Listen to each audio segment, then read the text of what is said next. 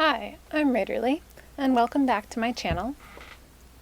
In this video, I'm going to... Oh my god, am I cutting a pair of jeans? Yes, I am. I'm upcycling these jeans into a garment. So as you may or may not know, I am rather passionate about ecological clothing. So in 2012, I learned the startling statistic about how much pesticides go onto conventional cotton. And hey, look, there's me cutting the hems off of those old pairs of jeans.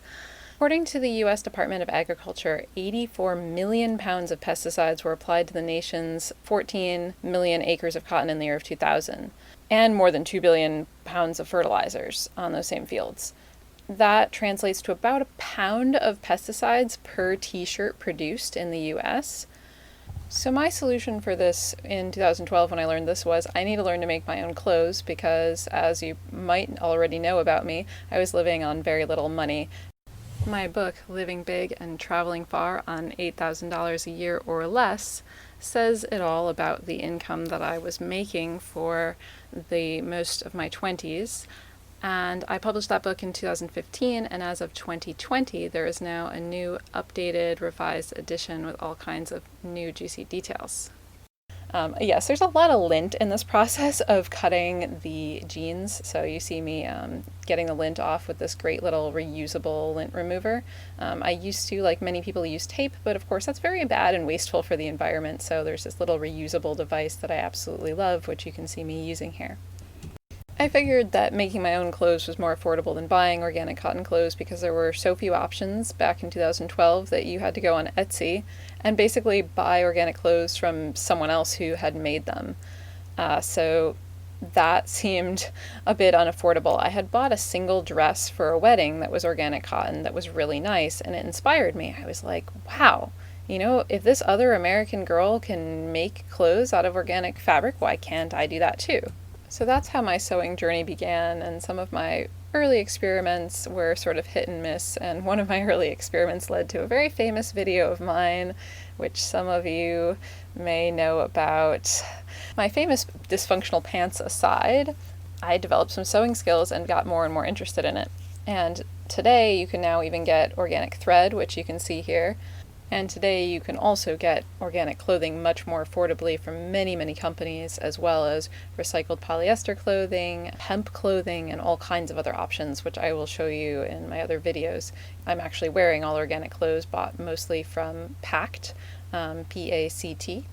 They use also wind power and solar power in their factories, so they're very progressive overall, as well as offering very affordable clothing. So buying organic is one way, and sewing your own clothes is another, and upcycling old clothes is even better, because even when you're buying the most ecologically great things, you're still actually paying for a new product to be produced in the world. Producing a new product uses new resources, basically cutting down trees or crops or using land. However, it does mean that you are casting a vote for more ecological products to be made when you buy eco products, so there's, pros and cons. Yes, I use binder clips as my method of holding things together. I used to use pins like people traditionally do, but I was always getting poked with them. And oh, those cute slippers I have, by the way, those are handmade by a woman who has a shop on Etsy called Zavesfelt. I have 2 slippers from her, and I love both of them a lot. I love supporting fellow artists. So I really love the patchy style of, making something from a bunch of different parts. I love how it comes out, and this first idea for making the patchy style happened because I had made a bunch of clothes and I had a bunch of scraps and I didn't want to waste the organic cotton. So kind of just like they did in the 1800s, I just started sewing scraps together. Then of course thread was also at a premium, so I'm sure they would not have wastefully used as much thread as I use. I go through a lot of thread. So worldwide, cotton covers about 2.5% of the cultivated land, and cotton growers use 16% of the world's pesticides. So if you think about all the thousands of foods people grow worldwide that people spray pesticides on, 16% is a massive share for a single crop to hold, particularly when that crop is only covering 2.5% of the cultivated land in the world. Oh, and here you see me doodling flowers because I was using a pen to mark where I wanted the armholes to be, but then I ended up cutting them slightly differently and some of my pen lines were still there. I should have written the pen on the inside, but I didn't because I was just, going with the flow. That's another thing I love about this patchy style. If you just make a mistake or, you make some marks on it, you can just all make it look like it's just part of the overall theme, like it's supposed to be there, which gives you a lot of freedom to just relax and enjoy the process and really get into a zen zone. Otherwise, I tend to stress and fret about getting it exactly right, because usually with most types of garments, a random seam in the middle of your shirt or something like that is going to look weird. But when it looks like it's supposed to be that way, well, then you're all good. So here you see me doing my first fitting, of just seeing, well, how do these sleeves work? What do I need to do? Still got rough edges everywhere, not very tailored yet. So just kind of figuring out, okay, so what can we do to make this fit? I like kind of just going with the flow of the process and just kind of letting it take shape, almost as if I'm like a sculptor working with clay and just letting it emerge, or chiseling a stone or something. I love all the different art forms. So to me, it's like doing art and, doing what's right for the planet and doing something that's good for me can all just happen at once. Why not? Another concern with conventional cotton is the genetically modified aspect of most conventional cotton. So even if you think that genetically modified foods are going to save the world, which I don't, in terms of starvation or whatever, which I totally don't believe, but even if you did believe that, there's still a lot of ethical questionability about patent laws. You've got, thousands of farmers committing suicide in India. There's just all kinds of crazy stuff going on with GMOs that's not ethical, no matter how you slice it. The thing is that cotton is one of the top 4 GMO crops produced in the world, which includes soy, canola, and corn. A lot of the reasons why I won't, let's say, go eat French fries at a, burger joint, but I will make French fries at home, is because if you get it from a burger joint, it's deep fried in canola oil. And of course they use conventional potatoes, which also had pesticides sprayed on them. And at home I can use organic potatoes and avocado oil, which also has a fairly neutral amount of omega-6 in it. And you don't want to overload on omega-6 because that's very inflammatory. But that's far outside of the scope of this sewing clothing video. On average, 90% of the U.S. cotton grown is genetically engineered. It's, even higher in certain states of the U.S., of course, because that's just an average. However, what's interesting is that most of the cotton that's being grown is actually not going to clothing. Only about 35% is. The other 55% is actually going into food in one way or another. So the cotton seed is crushed and separated into oil, meal, and hulls. And cottonseed oil shows up in cookies, potato chips, salad dressings, tons of processed foods. Nothing I eat, of course, but possibly lots of things that you're eating, frankly speaking, because most people do eat processed foods at least on occasion. You really want to be particularly careful of the cotton because of just the high amount of pesticide residue and because it is a GMO food. Personally, if I saw cottonseed oil in something, I would not recommend it to any of my clients to eat, even if they were the more resilient ones. And so cotton meal is given to both dairy and beef cattle as a high-protein feed supplement. And that's another reason to steer clear, of eating factory-farmed animals, because what they eat is what you're basically eating secondhand. So when they're being fed a bunch of GMO corn and soy and cottonseed, then you're eating that too, which is what, a lot of people are reacting to when they eat animal products, is they're actually reacting not to that animal inherently, but what that animal ate. For example, I discovered that I am actually not sensitive to fish after all, but I am sensitive to farm-raised fish that were primarily fed corn and soy, which is what they feed fish. Here you see me trying on the jacket again to make more adjustments. And I completely edited out of the film my mishap with trying to put a zipper on it. I realized that I would need to have a full continuous zipper belatedly. I thought I could use my roll of zipper that I have, and then I realized that I couldn't actually do that because I didn't have a way to turn my roll of zipper into anything other than a purse zipper because it doesn't have a clasp on the bottom. I don't know if you know what I mean without me showing you, but I decided buttons were the way to go. So normally I'm not a buttons person. I'm more into zippers because they're fast, but hey, Buttons work and they look cool. And they hold things firmly. And one of the nice things about buttons over zippers, particularly for men, is that they don't catch in hairs. So if you have a long beard, as one of my husbands has a really long beard, as he does not like zippers. But yeah, zippers catch on things. If you're wearing a silk scarf or something like that, that's a quick way to get a hole in your silk scarf. And I do actually wear silk as another more ecological fabric. A lot of people don't consider silk ethical because the process traditionally kills the silkworms. They actually boil the silkworms alive. And I'm sorry if that's really unpleasant imagery for anyone. I try to always keep any content that I create very kosher in terms of creating negative imagery, because I know I'm really sensitive to graphic imagery and that it can be very painful even when it's just spoken about, because people have imaginations. But anyways, silkworms, there is such a thing as piece silk, where they do not boil the silkworms in the process of harvesting the silk. But overall, the impact on the planet as a whole and on ecosystems as a whole of silk is much less than, let's say, of polyester or conventional cotton. In fact, so polyester is a synthetic petroleum-based fiber, and it's therefore made from carbon-intensive, non-renewable resources. More than 70 million barrels of oil are used to make polyester each year, and it's not biodegradable, and it will persist in the ecosystem. In fact, I've tried putting polyester into my compost, and it'll still be there like 7 years later. So yeah, it doesn't really break down. It's basically wearing plastic. I don't have anything in front of me that talks about this, so this is off the top of my head, but I watched the movies made by Misty Mountain Health Retreat in Australia, and the very educated and fascinating woman who was leading that retreat and making these videos explained that there are estrogen-like substances in polyester that particularly negatively affect women. This basically means that you can have a hormonal response to the clothing you're wearing. So if you ever find yourself getting really itchy or irritable, that could be the polyester you're wearing. For me, that turned out to be the case, and when I had already started getting rid of all the polyester in my wardrobe just because I knew it made me itchy and irritable, and I just thought that was because I didn't like the texture. But then when I learned about the hormonal factor, I finally just got rid of like the rest of the polyester in my wardrobe, and that was before I even learned about the hazards of conventional cotton and started making my own clothes. So it's been a gradual process of switching my entire wardrobe to organic cotton and then moving on to my bedding and to my towels and everything else, slowly as things need to be replaced.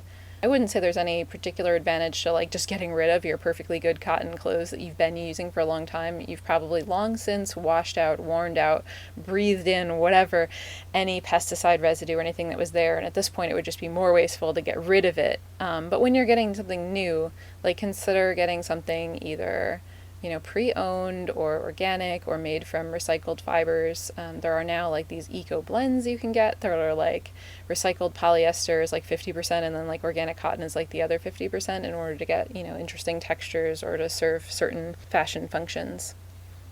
So the process of sewing on buttons may look a little tedious. It does take a while. Obviously, I abbreviated it so you'd only see a very short version of it, but it's a very zen process, and it allows my mind to kind of wander as I'm going about it.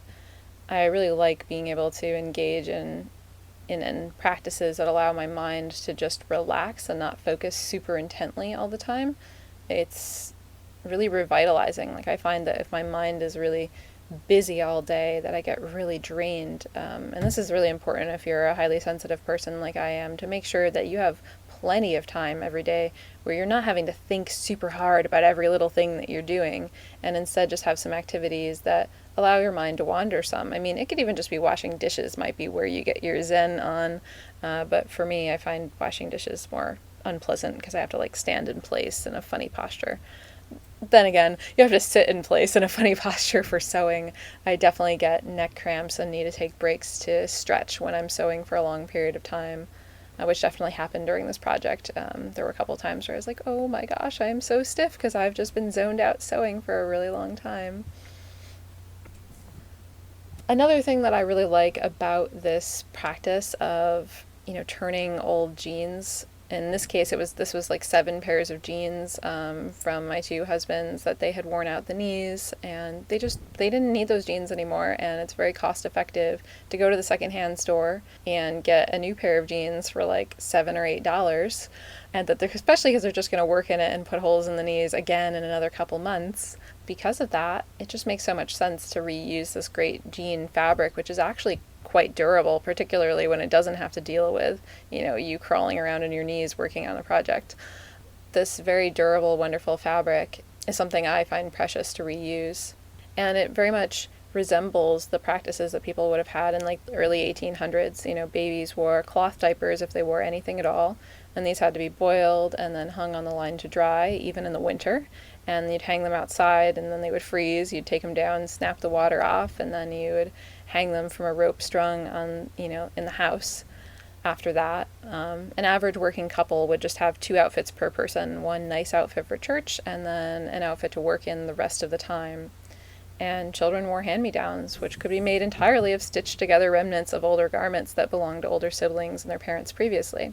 The fun thing is, though, about doing something like this project here, where I'm making this coat out of jeans, is that there just doesn't have to be as much of like a raggedy appearance. Like, it almost looks like I made this like specific, couture jacket this way because I wanted to. At least that's how I feel about it. Obviously, people have different aesthetic preferences, but I also previously made myself a hoodie dress, which I ended up deciding to remove the hood from, that is featured in a lot of my favorite photos and videos that I absolutely adore, and that was my first patchy project. I actually spent about 13 hours in a state of like pure present flow. I was so engaged with the process of just stitching all those different pieces of fabric together, and I loved how it came out. But despite how much I loved it, some people thought it looked like really bad. Like my mother-in-law actually said that it kind of looked like I had become Raggedy Ann or Cinderella or something. Oh, and see me drinking this. This looks like some sort of artificial beverage. That's actually pure raspberry juice watered down. And we make the raspberry juice from thawing raspberries and then running them through a juice strainer, a hand-cranked one, because the masticating juicer, the electronic one, actually will just back up on something like raspberries because of their gelatinous nature, which is why I got a hand-cranked strainer for them. I drink this beverage because it is just so cleansing to my lymph system. It helps keep my skin clear, and if I am having a breakout, I can just like start drinking raspberry juice and my skin will clear up. It's amazing. You can just do this with plain raspberries, but I eventually found that chewing on raspberry seeds all the time was not good for my teeth, so I switched to raspberry juice, which also means that I'm getting really hydrated in the process because I mix a lot of water in, which makes my water tastier. I almost thought I could just leave it with that many buttons and just have it open. It looked great like that, but I wanted it to be warmer so that I could have something that I could wear when it was actually quite chilly outside. And I'm actually sewing this in early winter, so it was really quite chilly when I was testing it out. So it was actually not just a trying it on in terms of how well does it fit at this point, but trying it on as a, is it actually warm? I love like watching bobbins get filled. There's just something so hypnotic about the thread just moving off and of one and then onto the other. I don't actually like the process of having to stop what I'm doing to fill a bobbin, but who likes getting interrupted when they're in their flow? Yeah, so the stretchy disposable clothing that we have now is just like a pretty new invention. Like, for example, stretchy disposable underwear that you wear for like a year or less and then replace, that didn't really exist before the 1940s. Like, we're talking about an invention that's only like 80 years old right now. So for the thousands of years that humans existed before that, we didn't wear these like stretchy, flimsy pieces of underwear that we just disposed of. Fabric was way too expensive to just be used for a little while and then thrown away. Like, that would have just been considered nuts. Trying this on again outside, then loving it. It's surprisingly warm coat, actually. I got a couple of pockets going on. And I've got 4 more buttons, so it now buttons all the way down and keeps my legs nice and warm. Thinking about adding another pocket. That's one of the things that's great about jean material is that it's going to last for a long time. It's not a, flimsy throwaway sort of thing. Same thing goes for like leather. If you find like an old worn leather coat at a secondhand thrift store or something like that, like you can just buy these things for their parts. Like sometimes I go to thrift stores and I buy anything I can find made of pure silk because I'm collecting up a stockpile of silk that I can, use to make like myself another extravagant garment that I really love made out of a wonderful, valuable material. I did this project pretty sporadically, and I'm really glad that it went exactly as it did. Honestly, I learned a lot, and the only major mistake I made was thinking I could use a zipper, but it worked out for the best since I was able to use a bunch of buttons we already had.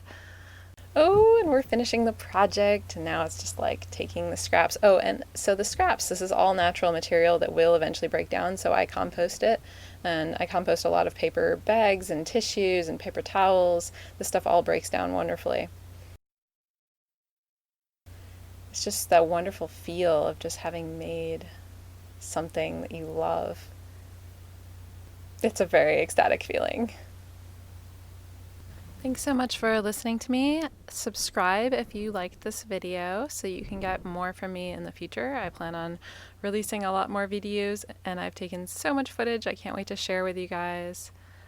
I really hope that this video inspired you to make more ecological choices in the future. There's so many different ways that we can do better things for the planet, and you can just start wherever you are, wherever you're ready.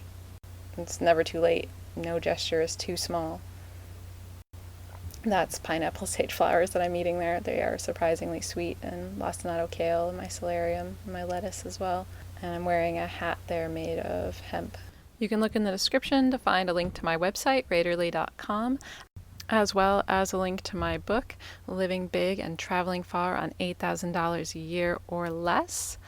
And in this book, you're going to learn so much. You'll find 9 less known alternatives to renting and owning, how to maximize your garden's harvest, growing a wide variety of foods without any sprays, different ways to get free meals, some you've probably never heard of, 12 different gluten-free, plant-based recipes that maximize nutrition specifically on a budget, as well as how you can eat all organic on as little as $100 a month or less, money traps and how to avoid them, even surprising methods for recovering from insomnia, and how I met my husband on OkCupid. This book is just packed with all kinds of awesome information. So I hope you'll check that out. Have a fantastic, inspired, ecologically friendly day.